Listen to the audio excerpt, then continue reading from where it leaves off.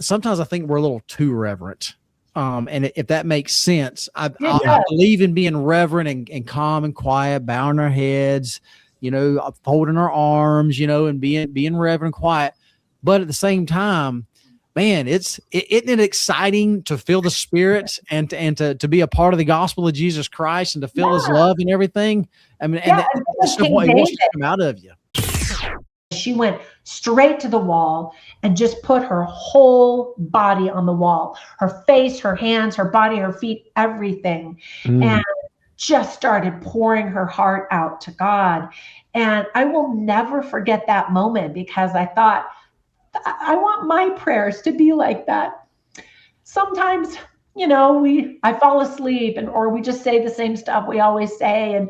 And she was all in. That, to me, that was the part of the Shema prayer where she was loving and worshiping God with all her soul.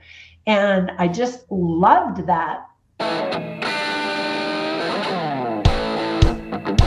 All right. We're going to tell y'all a little bit about where we're from. Here we go.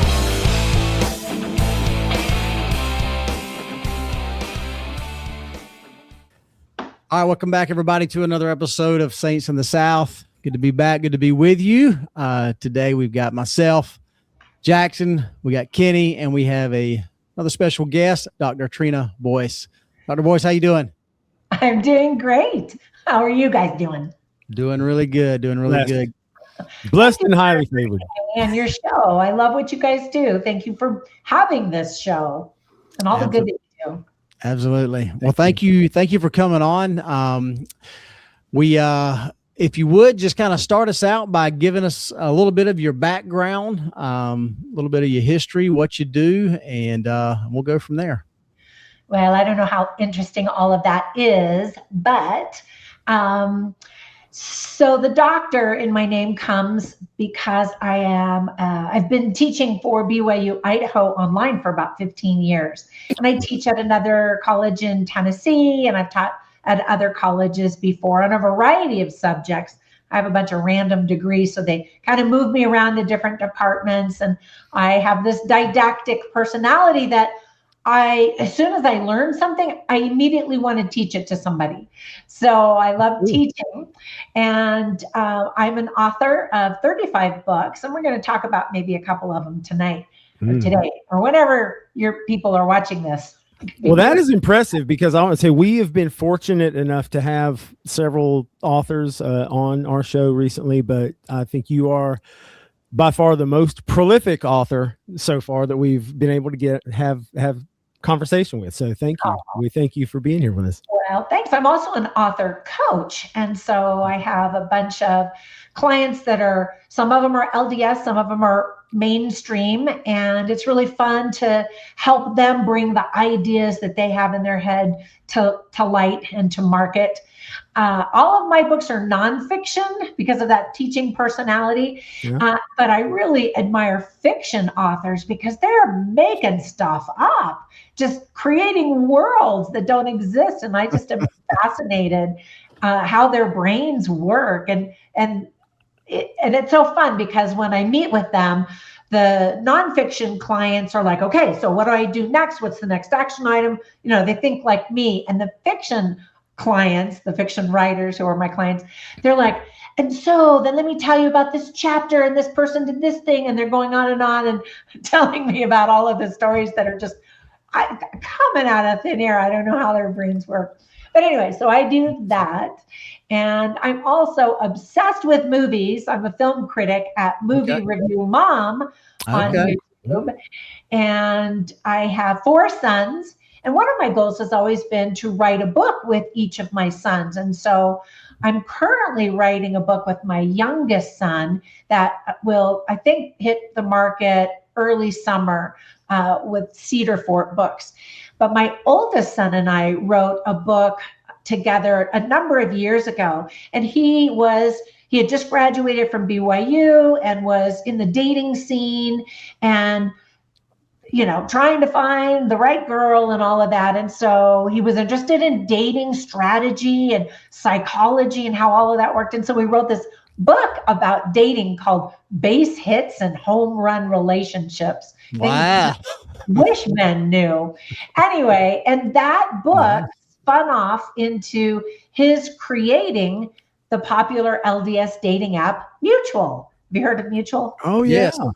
Yeah, that was my son. He invented that. So I always tell my clients, you never know where a book is going to go. I could spin off into something, amazing. And I'm so proud of him because he's building eternal families for a living. That's he does other stuff too. But, that's amazing what he does. I'm so proud. That's really cool. Yeah. So that's me in a quick nutshell. Okay. So on your, are all of your books religious based?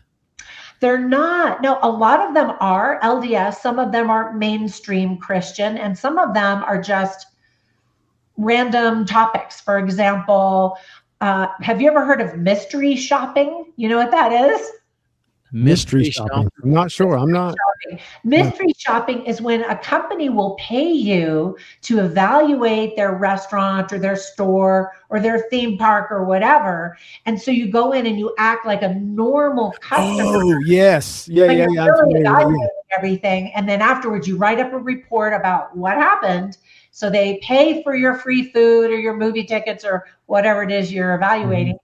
And then they pay you to write up the report. So I've been doing that for years when I lived in California, Georgia, Nevada. I lived in Las Vegas for many years. And in Nevada, you actually have to have a private investigator's license to be a mystery shopper. So I have a private investigator's license. Although I just moved from Vegas to Utah. I live in Utah now. How long were you in Vegas? Or when were you in Vegas? I cannot believe how long I lived there. My husband and I thought, we'll just say hello because we had a bunch of relatives that were living there at the time. And over the years, they all left and we were still there. Like, what are we doing in Vegas? And in the meantime, 3 of my 4 sons were here in Utah. We're like, we need to be with our family. I mean, it's all about family, right? So we just moved to Utah. Okay. I served in Vegas from 97 to 99. I served my mission there. Oh, well, that was before we got to Vegas. Gotcha. So I didn't get to cook you dinner while you were on your mission. That's right. Yeah. But for those of you who are watching, we talked for, half an hour before we started filming. Right. And we lived in Georgia for 15 years and loved it. And all of my sons are true blue Georgia peaches, born and raised in Georgia before we moved back to California and then Vegas and now Utah. Wow. I learned how to say in Georgia, the plural of y'all. You know what the plural of y'all is? What's that? Y'all? All y'all. Yeah. All y'all. Your mama and them. It's beautiful and green. And I told you guys before we started filming the 3 things. We loved everything about Georgia, the Southern hospitality and the charm and the beauty and all of that, except 3 things we did not enjoy were humidity. And I feel like Heavenly Father gave the South fireflies kind of to apologize for all the humidity because I love the fireflies, but the fire ants, those were brutal. Yeah. And when we moved, all of my kids, like I said, grew up in Georgia. When we moved to California, I was standing outside on the sidewalk talking to a neighbor, and harmless little California ants started walking by. My little 2-year-old was screaming bloody murder. I'm like, no. These ants are good ants because those Georgia ants were rough. And then the 3rd thing was just the fact that we had no family in Georgia. I mean, other than our family, So we loved it. Good times. I have great memories of the South. I was, my sister was probably about a year old. That would make me about 7 years old. She had fallen into a fire ant bed. And I was the one to rescue her from that, but she had, I can still see just the hundreds of ant bites just all over her. They are crazy. It's kind of like they must somehow emit messages and because they attack all at the same time. Yes. You don't even know that they're on you, and all of a sudden you feel it, and you look down, and there's 100 of them on you. Oh yeah, they do. Yeah, they emit different pheromones. If there's a threat, there are certain they'll just emit a pheromone until they all act together, and they synchronize. They can be brutal. I remember the commercials when we lived out there on the radio to buy ant killer, and it wasn't like everywhere else in the world where they would say, okay, here, buy this ant killer. The commercials were like, you need to buy this ant killer because you want them to suffer, not just die, but suffer. And I'm like, that's not true. Yeah. In my opinion, the only true ant killer there is that works is gasoline. Oh, anything else, they just kind of take it, shake it off their backs, and go and move somewhere else. That's true. You got to be careful with that, though. Yeah. I know. I years ago, I made the mistake one time. I was going to be, I had fire ants in my yard, and I was like, I'm going to get rid of these jokers. So I went and got about a half a gallon of gasoline and poured the whole thing in there. And then I let it sit for what, and what I didn't know at the time is because of the capillary action of soil, that when you pour the gasoline, it spreads, and it spreads over a large area. So I thought I was safe. I was standing a good 6 to 8 feet away from, the fire ant bed. And I struck a match and threw it on there. And there was an area of probably 12 to 15 foot diameter that the ground exploded. Just flame, it just went boof. And I was like, oh my gosh, I thought I was going to die. So you got to be careful with the gasoline. You got to know what you're doing. Yeah, don't be careless with the gasoline. I never light it. You just soak them there a little bit. It takes care of them. I was going to light it. I didn't want to just soak them. I was like, I want to burn them out. I want to soak them out and then burn them out. And so it didn't. Yeah. It didn't work out as well as I was hoping for. I got more than I bargained for on that one. So, Dr. Boice, we originally invited you on here to talk about your newest book, The Language of Heaven. And if you want to pull it up there and show it, there you go. That's right. Mm-hmm. And what's the what's the subtitle there? It's ridiculously long. So it's called The Language of Heaven because the Old Testament was predominantly written in Hebrew. And of course, this year, members of the Church of Jesus Christ of Latter-day Saints are studying the Old Testament. And so it's a great supplement. And so my subtitle is Hebrew Words Every Latter-day Saint Should Know to Better Understand the Bible, Covenants, and God. And like I said, that's a really long title, but it's really true because when you understand the actual words, the etymology even of a word, or even the pictogram that existed before Hebrew was a written language, it just adds so many layers of understanding where you can dive deep, and it changes how you see certain passages. Mm-hmm. I think it's fascinating. I am obsessed with languages. I've been on Duolingo and multiple languages, which doesn't mean I speak them well at all, but so fascinated. Some people do have a natural knack for learning languages. I think the first language is the hardest because you're like, whoa, that's bizarre that you can say how weird sounds coming out of your mouth and they mean something. But I think once you learn it, the first language, or not your native language, but your second language, then your brain understands how to learn in another language. And so I'm learning German on Duolingo right now, in fact. But I had actually graduated from BYU.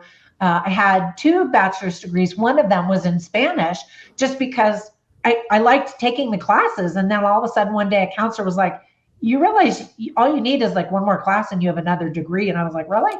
But anyway, and so I did get to go to Spain on my missions, which was great. But even still, there's a learning curve when you have to speak with natives. It's different than textbook. But I think one thing that's really cool about languages is it really teaches you how that culture thinks.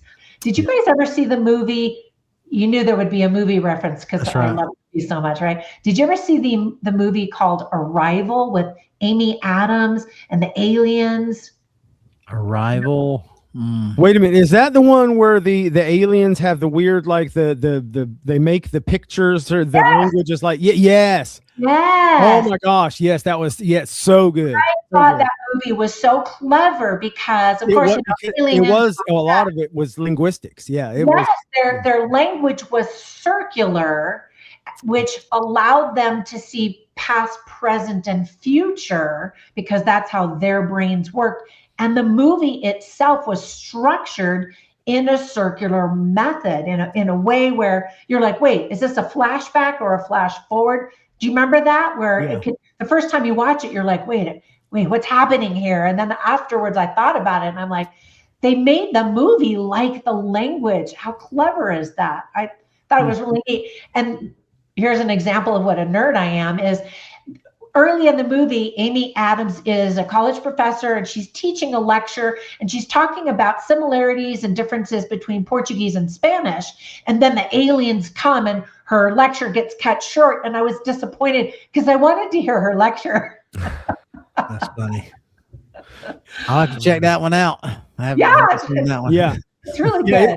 I love sci-fi stuff. And that movie was really cool because it does explore what would it be like if, an alien race that's completely different than us, like biologically, psychologically, completely different, how would they communicate, and so, their language, it was really interesting how she was gradually able to kind of understand how they communicated and how their language, and it was really creative the way they came up with the language, that they had the circular language and, the way the visual stuff and everything. Good stuff.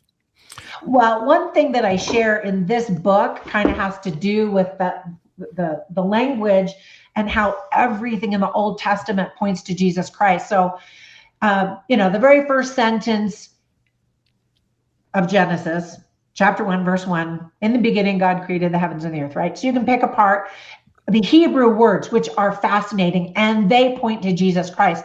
But even before Hebrew was a language, they used a pictograph. And to say that whole sentence, they had two images.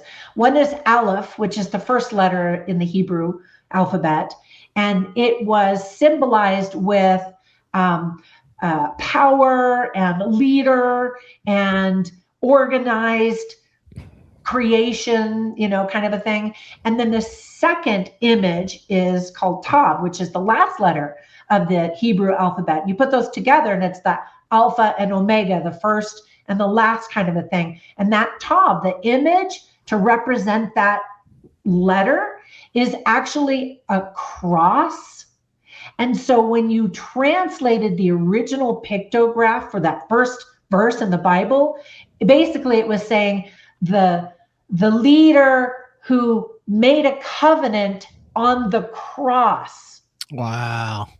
The very first sentence points to Jesus Christ. That was the plan of organizing this world, and to have a plan ahead of time, knowing we were all going to sin, that we needed a savior. And what? That's amazing. That is amazing. I didn't know that. That's really cool. Wow. Yeah. I'll teach you a Hebrew word that I think is kind of cool. Well, maybe we could talk about a few of them. One is called Haggah. And we don't really have a word like that in English. A lot of Hebrew words are like that. And basically, it has this connotation that you're chewing on the scriptures. You're tasting the scriptures. Now, in the Book of Mormon, as members of the church, we know that we're supposed to feast on the scriptures. Right. So we get that concept. But it's really fascinating to watch. Have you guys been to Jerusalem by any chance? No. But maybe you've seen videos of Jews where they rock. Mm-hmm. They're rocking while they're holding the Torah in their hands, which is their Bible, the Tanakh, and the scriptures. And they're rocking and they're reading and they're praying and they're tasting, and their whole body is experiencing, studying the scriptures. I love that concept. And they take studying their scriptures very seriously. And there's so much we can learn from ancient Jews, of course, but even modern Judaism.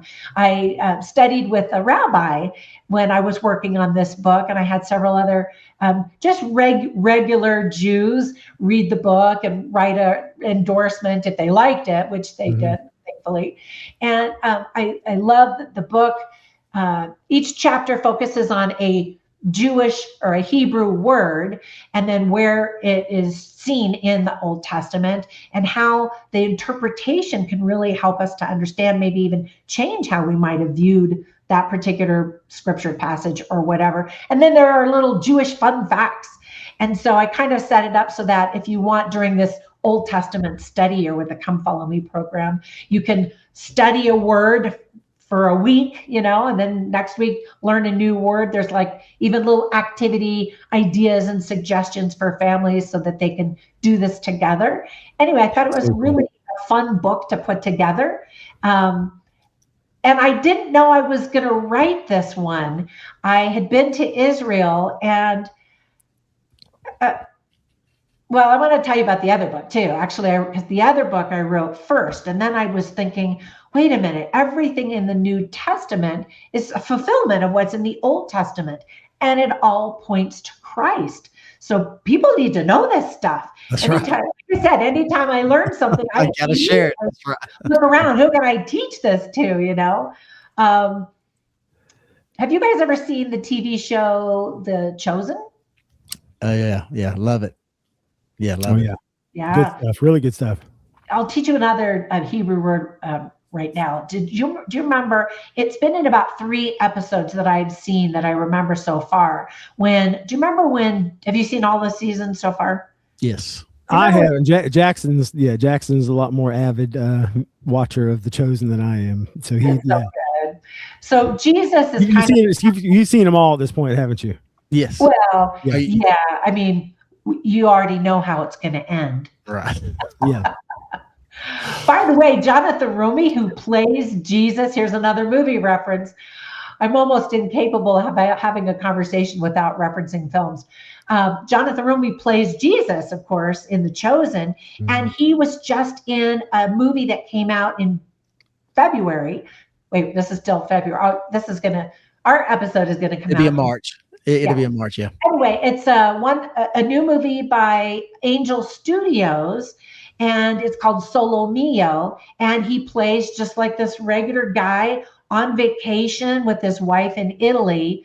It's a rom-com, a whole thing, but it kind of took me a few minutes to get used to him. Yeah, that's right. He's Jesus. He ain't nobody else. You're Jesus. He's so good as Jesus. Yes, he is. I just am amazed. And I love, as we're moving into this Easter season, I love that he has been really active with more of a Catholic app called Hallow. Mm-hmm. He and a few other mainstream Christian actors like Chris Pratt.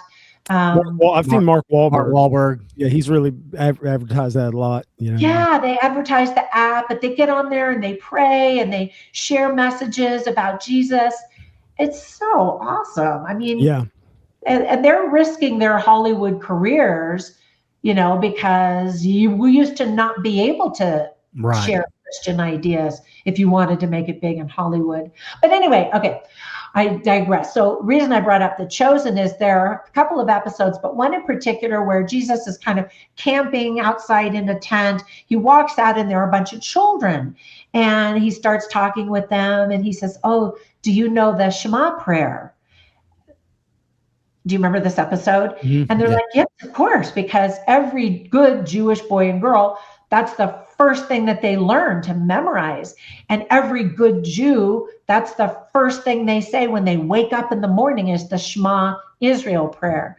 And then that's the last thing they say right before they go to bed. And when possible, it's the last thing they should say before they die, which I don't know how you can plan that. But anyway, so the Shema prayer, it's the same prayer that you see written in the small scroll on the phylactery that Jews wear on their forehead. Mm-hmm. It's the same prayer that you see inside the mezuzah that Jewish people put on their doorpost, You know what I'm talking about?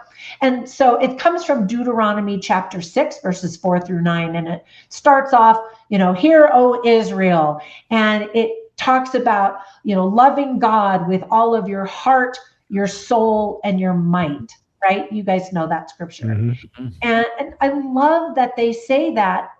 Jews all around the world are saying that at least twice a day, which is so amazing. And this word Shema is, it's a prayer, but it's also like a testimony to God. You're saying, I'm all in. I'm team God.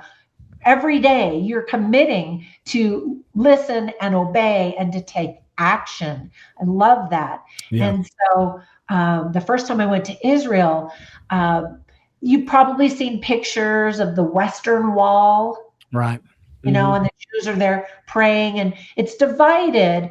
It's all open air, and it's at the base of the Temple Mount. And they believe that wall that they pray at is the last remaining wall of the temple, Solomon's temple, or even the second temple that Herod built on top of the Temple Mount.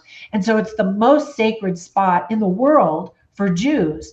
And coincidentally, it's also one of the most sacred spots for Muslims. So as you can imagine, there's some clashing that goes on over there. But they also do try to make room for each other. So, for example, Friday's a big day. All the Muslims go up onto Temple Mount and they pray in the Al-Aqsa Mosque, which is on the Temple Mount itself. And right now they have control of the Dome of the Rock, which is one of the most famous buildings that you see to represent Israel, where it's got the big gold dome. You know what I'm talking about, that one? If you saw pictures of Jerusalem, and you'd go, oh, yeah, that's it. Anyway, and so the men are on one side, the women are on the other side. And I just love the Jewish people because they are not embarrassed. They all show up. Oh, I was telling you before, all the Muslims go up there onto the Temple Mount and they pray and they have a big service, and then they leave as quickly as they can, because then the Jews go in to Temple Mount, and that's when they start on Friday, their Shabbat, their Sabbath day, Friday at dusk. So there are people coming and going, equally passionate and faithful. And these Jews show up wearing all kinds of fun I call them outfits. But depending on what type of Jew they are, they have just different kinds of hats or hair or clothing or robes or whatnot. And I love it. Religious vestments of their... Yeah.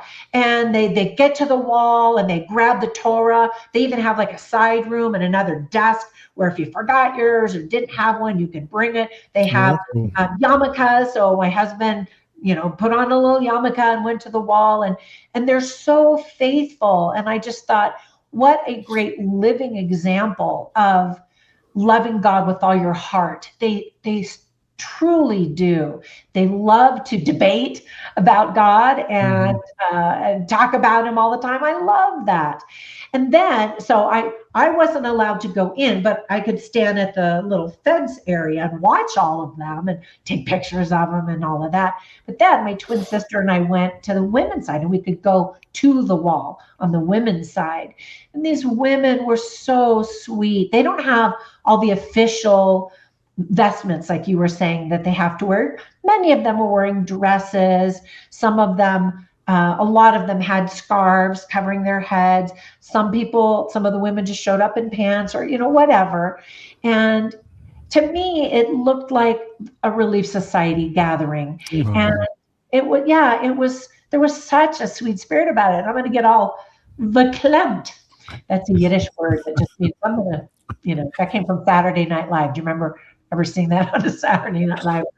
Anyway, one thing when I was young, I had seen videos somehow of Jews writing notes to God, letters to God, and putting them in the cracks of these massive stones that make up this wall.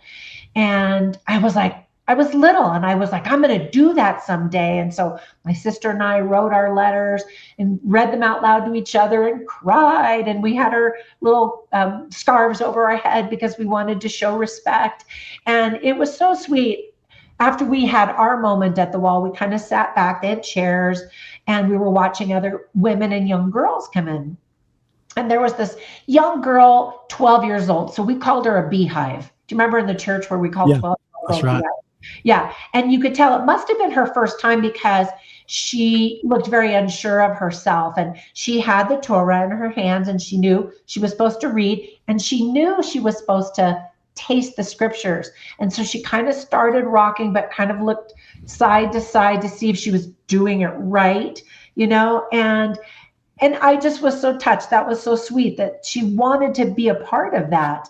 And so then we watched some of the other women, and then we looked up, and an older teenage girl came, and I'm going to call her a Laurel because she looked like she was maybe 17 years old. She was wearing a long white dress and had a scarf over her head, and must have been there before or had been trained, because she went straight to the wall and just put her whole body on the wall, her face, her hands, her body, her feet, everything. And just started pouring her heart out to God.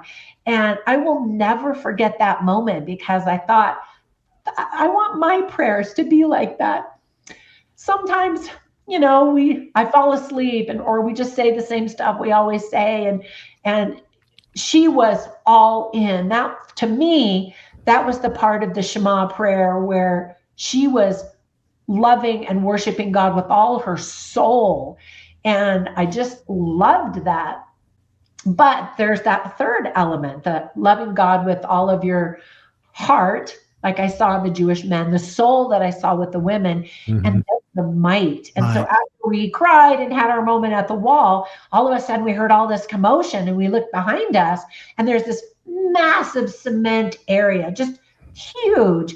And we see these teenage boys come running in, and they're forming circles. They had come from Hebrew schools, and they're forming big circles, their arms, around each other, and they're singing songs and jumping. They're throwing guys up in the air. I mean, it was like, wow, that's amazing. This is their Sabbath. And I'm like, I don't know that I've seen Latter-day Saint teenage boys doing quite that on Sunday, partly because we're a very reverent church, but they were worshiping God with all their might, and they led us in their circle, and it was a moment. A celebration, it sounds like, of their worship. Yeah. Yes, that's such a great word for it. I felt like they were celebrating God, and again, without shame or embarrassment, they were just on fire for God. And I thought that was so amazing. And again, I'll never forget that moment either, and how I wish more of us were like that, just like, yeah, Team God, Yeah. That was amazing. Yeah. So two thoughts have come to mind as I've listened to you share about that experience over there in Jerusalem. One is the word casual, in that we find ourselves too often in a casual mindset as we live the gospel of Jesus Christ. And I do it. I'm extremely guilty of it, of being way too casual in my worship, in my celebration, in my sharing, in my living the gospel of Jesus Christ. And so I love hearing and especially seeing other faiths and how they express their faith, and that, which leads me to this next one, which is the celebration part. I think we are a very, very reverent group of saints, and I sometimes feel, whether it's wrong or right, sometimes I think we're a little too reverent. And if that makes sense, I believe in being reverent and calm and quiet, bowing our heads, folding our arms, and being reverent and quiet. But at the same time, man, isn't it exciting to feel the Spirit and to be a part of the gospel of Jesus Christ and to feel His love and everything? I mean, and that's what He wants to come out of you. remember King David, he was dancing because he was so excited about God, Yeah. And God must have just been so tickled by that. That's one of the things that I admire about our evangelical brothers and sisters. So for me, I was baptized at a young age. Actually, we were introduced to the church through Cub Scouts. So when I was a kid, my mom wanted me to be in Cub Scouts. And so she was looking for a Cub Scout troop, and the only one was at the local LDS church. She knew absolutely nothing at all about the Church of Jesus Christ of Latter-day Saints.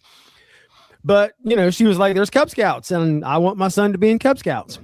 So she took me, and I got active in the Cub Scout troop there. And of course, she became a den mother, and the Mormons did what the Mormons do, and they were all nice and sweet and friendly. And, it didn't take very long before we were, taking the missionary discussions. And my mother and I were actually baptized at the same time, the same day. That's so sweet. But then, unfortunately, I'll give you the condensed version of this just to get to the point. Unfortunately, like so many of the youth, I did kind of fall away. I realized that there was a whole lot of fun to be had out there in the world, when I was a teenager. And so I was like, well, there's a lot of fun stuff out there, and I want to experience every bit of it.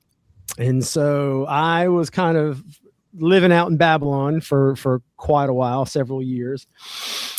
Then there was a point where I won't go into the whole story now, but I made the decision to come back to God.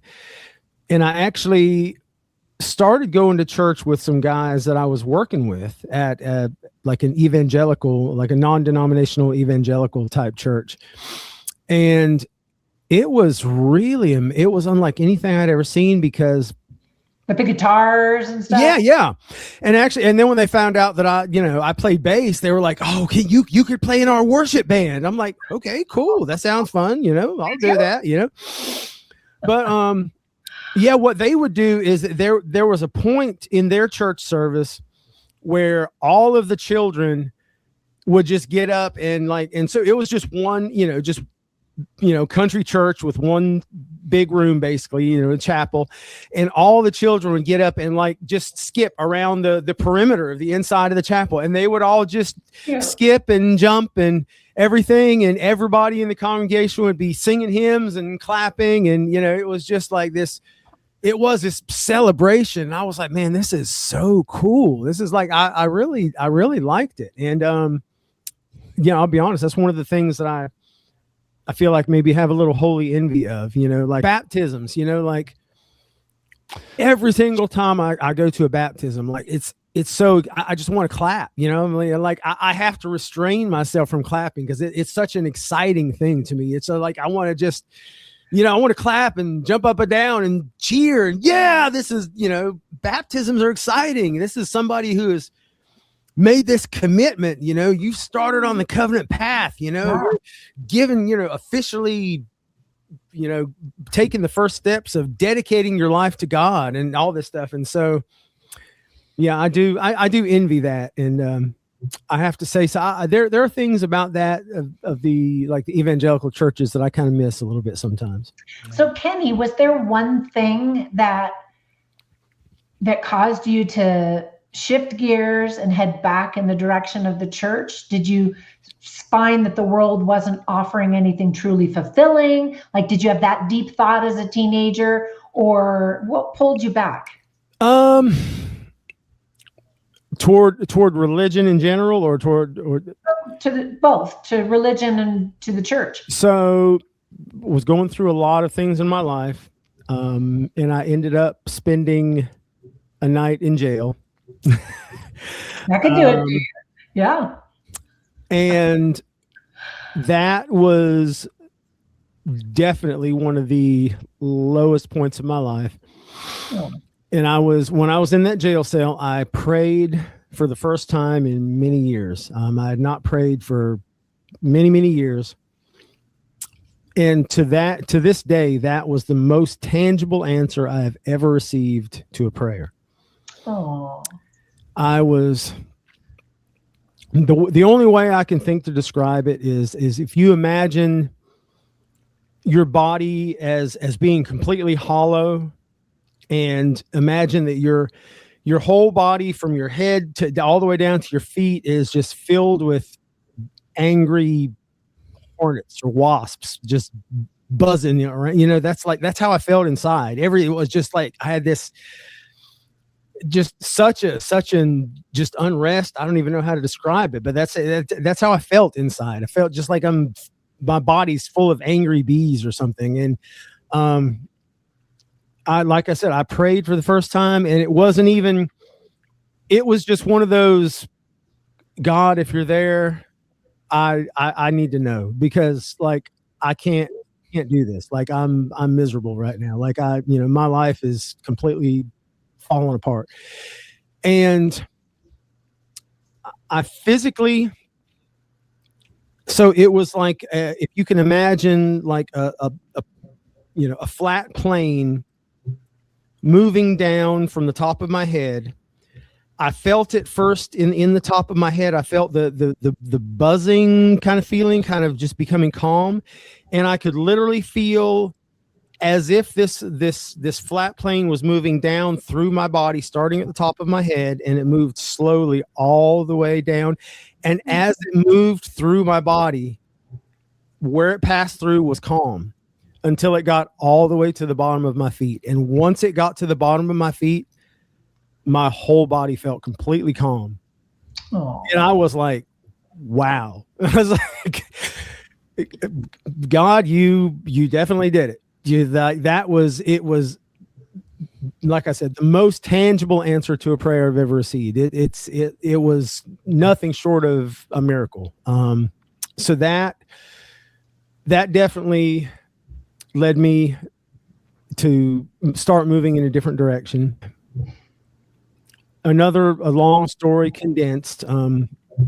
I found myself as a single father raising my son by myself, and before his second birthday, it was just me and him. And so at that point I really started thinking, okay, I have to, if I want to teach my son what's right, I have to know what's right. I have to know for myself, like what church should I be taking him to? Like what should I be teaching him theologically, all these things. And so I really started studying at that point. That's when I started really heavily studying what different religions believed and different Christian denominations believed. And during that time, I was with a friend of mine who was not a member of the church. We're in the Waycross. It was called the Waycross Christian Bookstore at the time. And we're walking through there, and they had a little section with little pamphlets, and they had their little section of all the anti-Mormon pamphlets, and stuff. And I was like, this is interesting. So I took some of them and looked at them and was like, that's weird. I don't remember. I was never taught any of this stuff. I don't know what. That's just weird.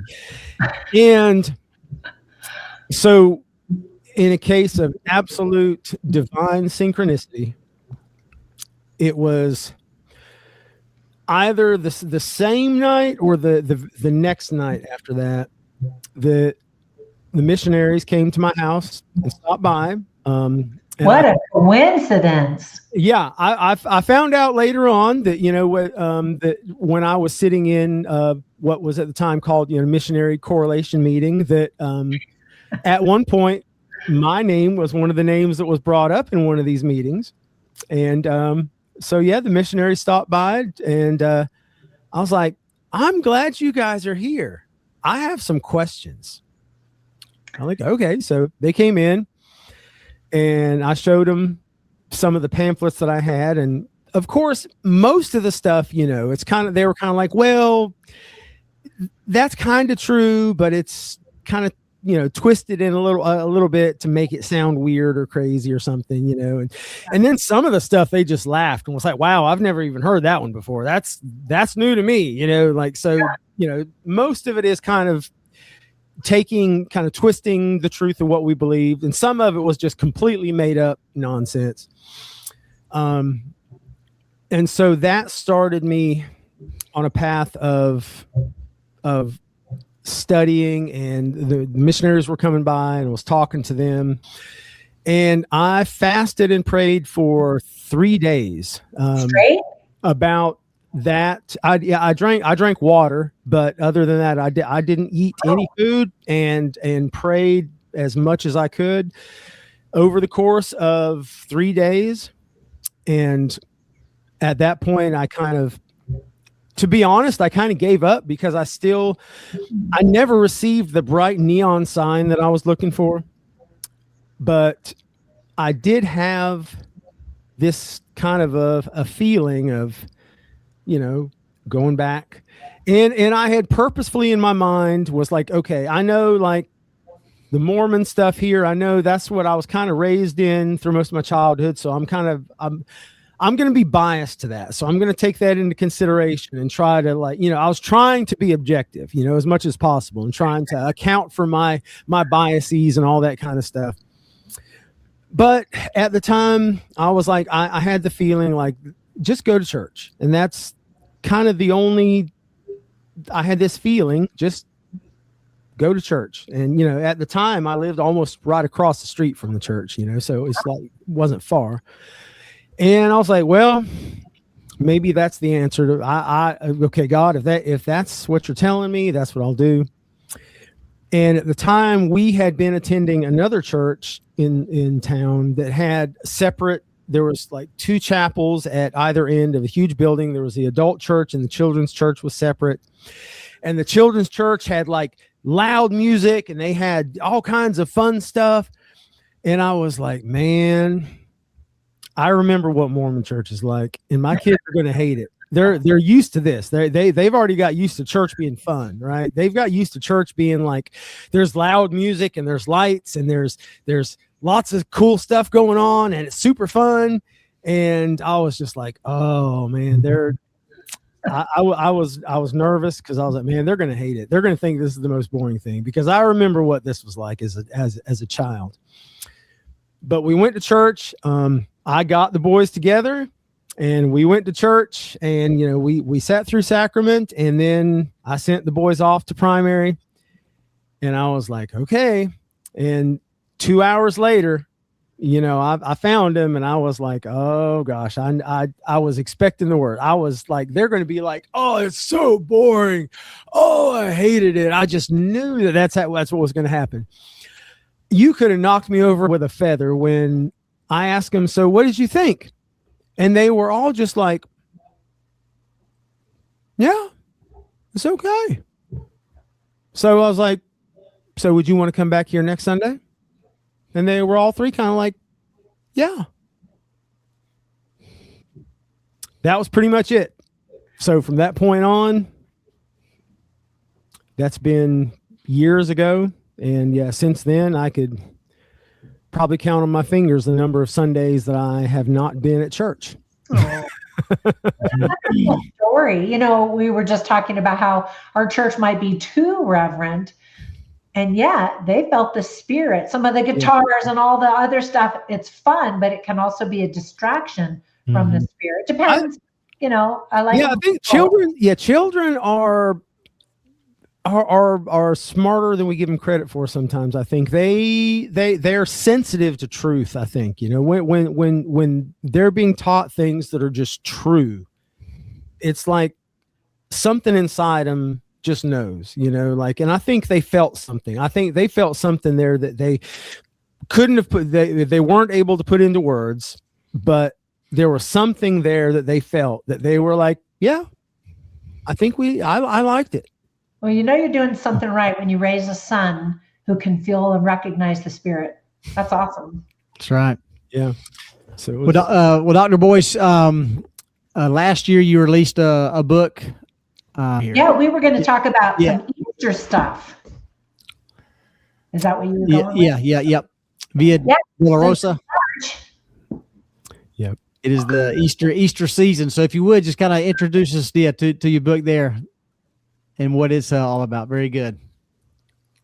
Yeah, thank you for asking me. It's called Via Dolorosa, which in Spanish or Latin or even Portuguese, close to Italian, lots of different languages, but it means the painful path or the sorrowing way. And the subtitle is Christ's Path to the Cross. So another experience I had that first time I went to Israel was discovering this Via Dolorosa. So it is actually a path, a route through the old city of Jerusalem.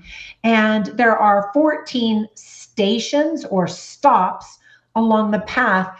And millions of Christian pilgrims go to Jerusalem every year, all year round, but especially during the Easter season to walk this route, because the route is by tradition where Jesus walked from condemnation to crucifixion. So condemnation being Pontius Pilate's praetorium, where he washed his hands and the people said, crucify him. And he was like, all right.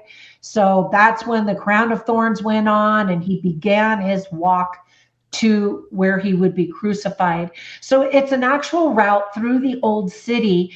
And what happened is, we're talking a long, long time ago, 300 AD, Constantine was baptized and became a Christian. He was a Roman emperor, and his mother was baptized.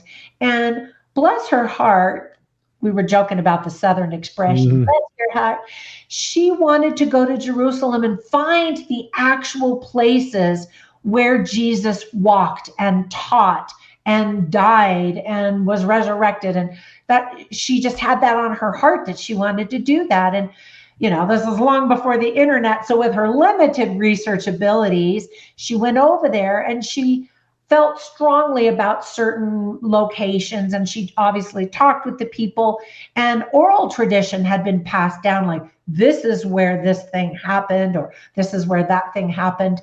And so she was the first one to kind of create this path, walking from place to place. And then over the centuries, the Roman Catholic Church got very involved, and popes got very involved, and they created these stations.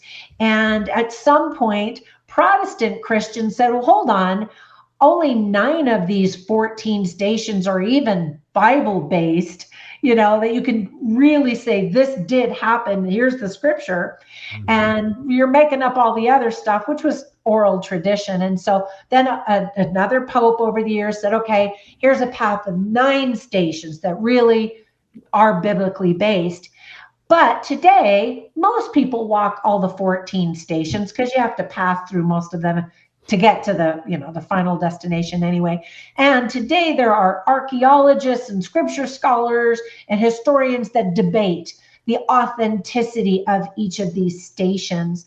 And do we know where Jesus was scourged, where that took place? That is up for debate. So the last 5 stations are inside the Church of the Holy Sepulchre, which is a believable, plausible location. I mentioned millions of Christians flock and pilgrimage to Jerusalem, but members of the church really don't even know about this Via Dolorosa unless you've been on a tour and went to Israel. We don't talk about this Via Dolorosa route in the church until about when President Kimball went over there, and he identified another area where he thought this is probably where Jesus was crucified. And then the garden tomb would be where the tomb was, where he was laid.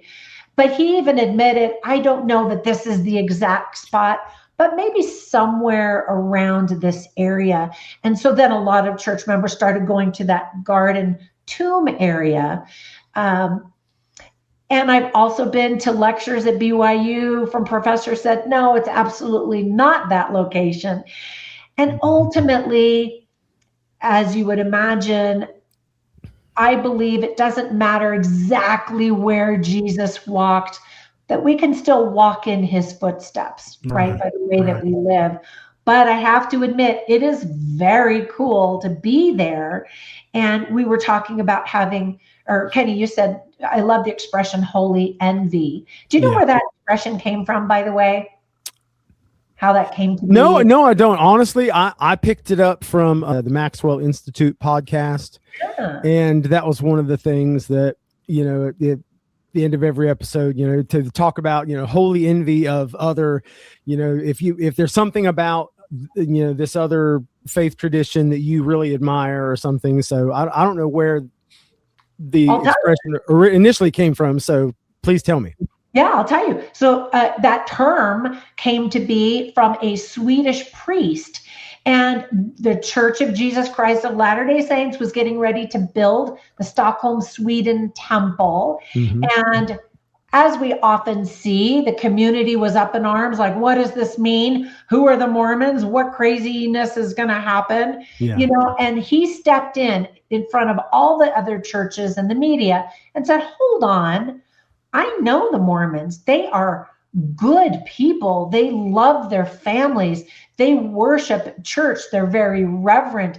They have temples where they do beautiful ordinances for themselves and for their kindred dead. And he went on and said, I have holy envy for what they do and the goodness that they bring into the world. And this temple will be a blessing and bring light to the people of Sweden.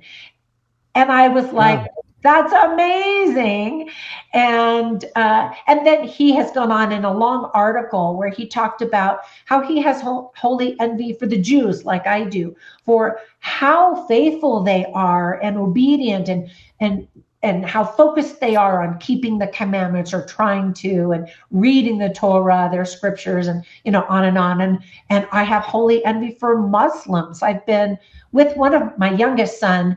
I've taken him to every possible religious meeting and congregational building, because he's questioning and wondering where is truth? Where can we get the most truth possible? And every time we go to a different church or denomination, a synagogue or a mosque, I have holy envy for what I experienced there. And I've been around some members of our church who say, oh, I don't know about that. And, right. Of course, I served my mission in Spain, as I mentioned, and I've had people say, I can't feel the spirit in the Catholic cathedrals. They're so dark and they have incense and it's so distracting. And I do feel the spirit with those Gothic cathedrals and the flying buttresses pointing to heaven. Everything lifts your gaze heavenward. Yes. The architecture, that's amazing.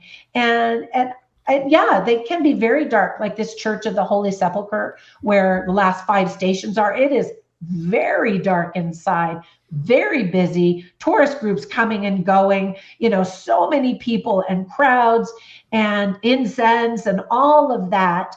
But wow, I saw beautiful things happen in that church. There was a little area where 3 different Christian denominations took turns in this little space to hold their little meeting, and they were respectful and kind to each other. In fact, there are several different religious groups in charge of maintaining the building, and there's this ladder on the outside of the entrance. It's way up high. It's this old wooden ladder, and it's still there. It's been there. Yeah, I've heard about that. Have you heard about this? Yeah. And they have to agree on policy on how to maintain stuff. And over the centuries, they haven't been able to decide, what do we do with this ladder? And so they've just left it there, which I think is pretty funny. But they take turns, and there's just amazing stuff that happens in there. Do I believe that's exactly the spot where Jesus was crucified and where he was buried in the tomb?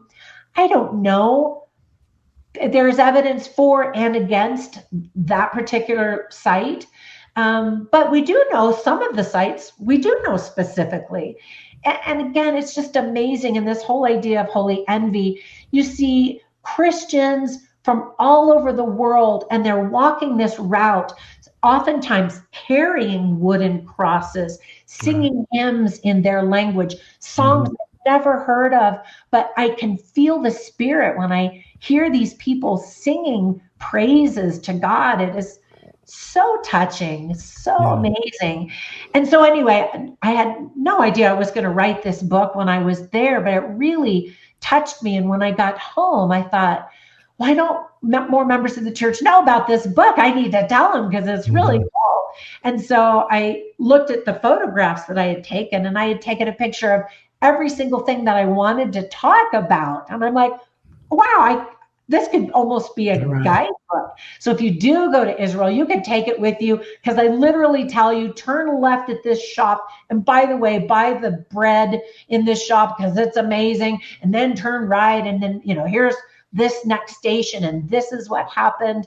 And but for many people who don't feel safe and comfortable going to Israel, because it can be very scary. There's always scary stuff going on. You can feel that experience by reading the book. And I've outlined it so that as a family leading up to Easter, maybe since there are 14 stations leading up to maybe 2 weeks before Easter, your family could read about one station at a time, see the pictures and talk about and learn about the things that happen there and the principles that we can learn from that particular station. I think it's really neat. And, the prophet asked us to dig deeper and level up when it comes to celebrating Easter. I'm not talking bigger bunnies and more chocolate, but really focusing on the Savior. And so I wrote this. It came out last Easter from Cedar Fort Books, again, the same publisher that did my Hebrew book. And anyway, so I just want people to know this is kind of, every chapter has ideas for families on how you could incorporate concepts about that station in your worship and your preparation for Easter. Very good. So in the book, you're going through basically each station. There's 15. Is that right? 14. Or what did I? Okay, you have 14 stations there. Yeah, the thing is, the station ends with the crucifixion. I'm like, why didn't you add another station for the resurrection? Right. Yeah. I had that as a station. Okay. All right. Yeah. Okay. Very, very good. So, and then on top of that, you're basically maybe pulling out principles or maybe doctrinal points and everything to build upon. And as you said, I know I've noticed that over the last few years, and with President Nelson, we've again kind of getting back to one of the things that we maybe fall short in as Latter-day Saints in celebrating Easter just that weekend or maybe even that week. Right. But he's encouraged us to turn it into more of a season, like Christmas season is, and celebrate it for at least an entire month. That's right. A lot of nativities and all of the special stuff, and which is great, and I love all of that. But Christmas wouldn't have any meaning if Easter didn't exist. Absolutely. Yeah. Well, one of the things that we've done for the last 2 years here locally, and it's this year will be our third year doing it, is we do a walk with Jesus pageant, and we invite the community. We're doing it a little bit a little different, where it's going to be up on the stage this year, but that's gone over pretty well. And we hope to continue it, and hope to continue to get more and more of our of the community involved, and help them recognize that yes, we do celebrate and believe in a resurrected Jesus Christ. So, yeah. So, Katie, what do you do for Easter? Or you guys are in the same ward. What do you guys do with your families, I should say, for Easter? Or how are you going to level up this year? Well, I don't really. My children. So my wife and I are empty nesters now. Our children are grown and moved out. So it's just us. Jackson still has kids at home, so he still gets to I miss that kind of stuff sometimes. The holidays. The holidays aren't the same when your kids aren't little anymore. But which is why we moved to Utah, because we had 3 out of our 4 boys here, our sons, and 4 of our grandbabies. All of our grandbabies are here, and now, the holidays are so much more magical. Yeah. So we don't have any grandchildren yet, but I'm hoping. Pretty fun. So Jackson, what are you doing with your kids? How old are your kids? The youngest is 13, and then 15, and then 19, and then 21. So, my oldest daughter here, and then my son who's on his mission, and then they got one in high school and one in middle school. So time keeps getting by quicker and quicker, for sure. Well, I'm going to send both of you guys a link so you can get a free digital copy of my book, especially Jackson. You guys, those are great ages where you could do this, the 14 stations, 2 weeks leading up to Easter. They are old enough that they would really appreciate that, I think. Do you know anybody, or have you talked with anybody that personally practices Lent, the 40 days leading up to Easter? Yeah, I've lived in different places where I've had friends and neighbors who are Catholic, and I have holy envy for that. Where on Ash Wednesday, they'll come to work or to school or wherever I know them, the neighborhood or whatever, with the cross ash on their forehead, which I think is so sweet. And then the spirit of Lent is to give up your favorite sin or something, to represent that 40 days of fasting and trial. 40 is such a symbolic number in the scriptures. And I think that's really neat. I've had friends give up bread. And I remember specifically, this was back when I was in high school, and for some reason, we were all hanging out right after school, and Lent had just ended, and they had a whole loaf of bread, and they just started inhaling it. Right. But I just thought, wow, you gave up something that you really enjoyed. That's hard. And I've been looking into that. I've been a little more interested in it this year. And I'm actually looking for someone that actively practices it, because again, getting back to, our casualness in our worship, I think Lent is a great opportunity for anyone that follows Christ to really take that opportunity to really get into the Easter spirit, with the extra fasting, the extra prayer, the extra diving into the scriptures, or the chewing on the scriptures, like you talked about. And so I think I would actually, it's already got, I could do some of it now. I'm behind now. It was last Wednesday was Ash Wednesday, but I'm interested in actually doing that next year and really fully participating in that. Yeah, that's not really a part of our LDS culture, but I like it. I'll tell you another cool Catholic tradition around Easter time. Have you ever heard of a Tenebrae service? So I had a virtual assistant from the Philippines, and so I went with her. Filipinos are very Catholic, and so I went with her to this special.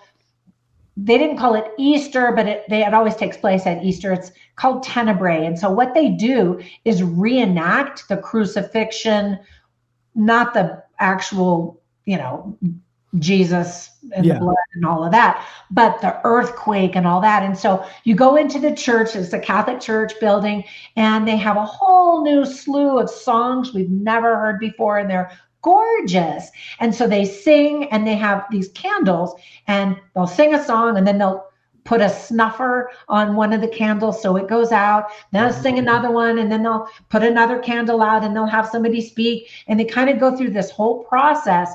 until the room becomes dark. And they turn off all of the lights to make sure it's really dark. And then as you're sitting in the pew, you're supposed to bang on the pew, on the wood bench. So you're making the sound of an earthquake, and you're experiencing Christ's crucifixion, the earthquake element of it, basically. No. And so then after that, then it's silence. And so nobody's allowed to say anything. And then slowly they'll start to turn on the lights. And it was just something really unique I had never experienced before. I guess I went a couple of years ago with this friend of mine. And I just thought, what a unique way to think about the atoning sacrifice of the Savior, to experience that in just a tiny bit. Of course, all of the songs and the speeches and the scriptures that they read to preface of this earthquake moment were meaningful. Anyway, I love all of that. I love all those traditions that they bring us to Christ. I'm there. That's my exact thought. I think you mentioned the word culture earlier. It's not in our LDS culture to practice Lent, and I think sometimes, too often we get maybe scared away, like, oh no, that's not what we do. But exactly what you said is that if it brings you closer to Christ, if it brings your attention to Christ, if it helps you feel of His Spirit, then I think it's great, and I think we ought to seek out. What's the article of faith? Anything praiseworthy, of good report. Yeah. We seek after these things. Yeah. I think that's a perfect example of that. There was one year when my wife was teaching in Tampa. The principal there had given her a menorah, and so we had a menorah. And so when after my wife and I, shortly after we had gotten married, I have 2 boys and she has 1 son, so we had 3 boys between us, and we actually lit the menorah one year, and we went through the process of lighting the candles, and we taught the boys about what the symbolism of the menorah and all that kind of stuff. And we had the menorah in the window, and I kind of wondered, I don't know, some people might not like this, but hey, I don't care. I think it's a beautiful tradition. I love the idea of the menorah and a lot of the Jewish traditions, a lot of the Catholic traditions. In this past Christmas Eve, I've never attended Catholic church. Out of all the churches I've been to, I've never been to Catholic church before. But this Christmas Eve, I went to my first midnight mass. It was beautiful. I loved it. It was really, really beautiful. Well, if we had time, it would be fun to talk about the Passover, the Seder, the meal that they have, and all of the symbols of the Passover point to Jesus Christ, all of them, which is amazing. And so I think there's so much that we can learn and share. Like, for example, when I went to this Tenebrae service, I had my Filipino friend, and she's very Catholic, and we had a wonderful conversation, and neither one of us felt threatened or like the other one was trying to convert the other one, but we were enjoying different ways of worshiping and talking about Jesus. And if it starts a conversation with someone maybe who's not of our faith or doesn't even know Jesus, how can that be bad? I think that's right. Good. Yeah. Well, how's where's the best way for people to search your books and purchase them? Well, the easiest place is, I think all of them are on Amazon. So you can ask for my name, Trina Boice, and all of them will show up. You can also go to my website, trinaboice.com, and find them there. And I'm all over social media as Trina Boice, but also as Movie Review Mom. So you can find me. Okay. Very Thanks good. Absolutely. So are you on any kind of social media or anything? Do you do social? Yeah. Facebook and Pinterest and Instagram and TikTok and I already said Facebook. I mean, all of them mostly. Yeah. And YouTube. I mean, my shameless plug, follow me and subscribe on Movie Review Mom. Okay. YouTube. Well, Dr. Boice, thank you so much for coming on. We thoroughly enjoyed it. Do you have any closing thoughts or closing remarks for us? Probably my closing thought would be, the more I study and learn about the scriptures and Jesus Christ and the church, the stronger my faith and testimony grow. it's actually true. And the cool thing is that when you have questions, like Kenny said, you had questions, we have answers. Now, we don't know everything because some things are still mysteries, but we know that revelation exists. It existed before. Why wouldn't it exist now? Personal revelation, and for the Christian church as a whole, and that we can find answers. Every day I learn something new, and I'm like, how did I not know that before? Everybody should know this thing because it's amazing, and it just testifies of the truth. And I'm just always in awe. I don't know if I should recommend another podcast, but go for it. It's amazing. So this youngest son of mine, who has many, many questions, we have great conversations, and he wants to know, well, what is the original church? What is the original truth? How do we find that? And there's an incredible podcast called The Ancient Tradition, and it's written by another the podcast is by another university professor, and she wanted to know, can we find the ancient tradition?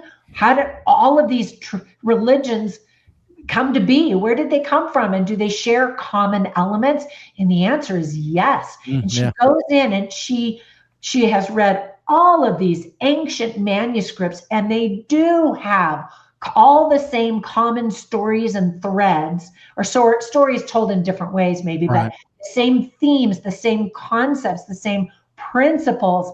And nothing she has ever said is something that a member of the church would not say, we already believe that. Yeah. Like, it absolutely confirms that the Church of Jesus Christ has the fullness of the gospel.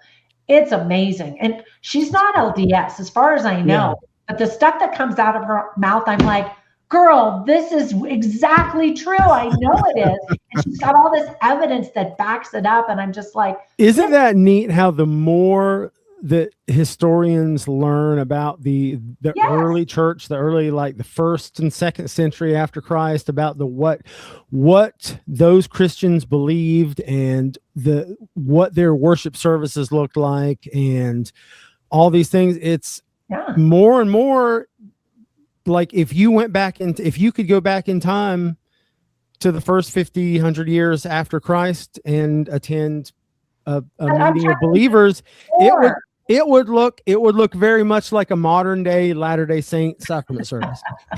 And so that's interesting to me. There's a lot of similarities there. Egyptian hieroglyphics. I'm actually going to Egypt this spring. I'm so excited.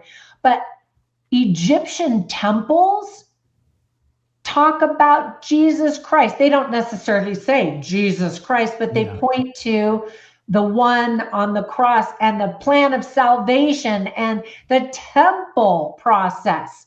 Like, I didn't know that was in Egyptian temples. I just thought they were all weird stuff, for many years. And the more you learn, the more you'll just go, it's all true. It's amazing. Do you do anything with Greg Mattson? I know he does stuff over there. And I've reached out to him, but he hasn't replied yet. Gotcha. Maybe you can hook up with him. Yeah. Well, thank you again so much, everybody. Via Dolorosa and the Language of Heaven. Y'all be sure and check it out. Again, Dr. Boice, thank you so much for coming on. Thank you so much for the invitation. You guys are awesome. Absolutely. That's good work. Appreciate it. And until next time, y'all keep on striving. From the side. Come on. All y'all. That's right. All y'all. That's right. All right. Well, thank you so much.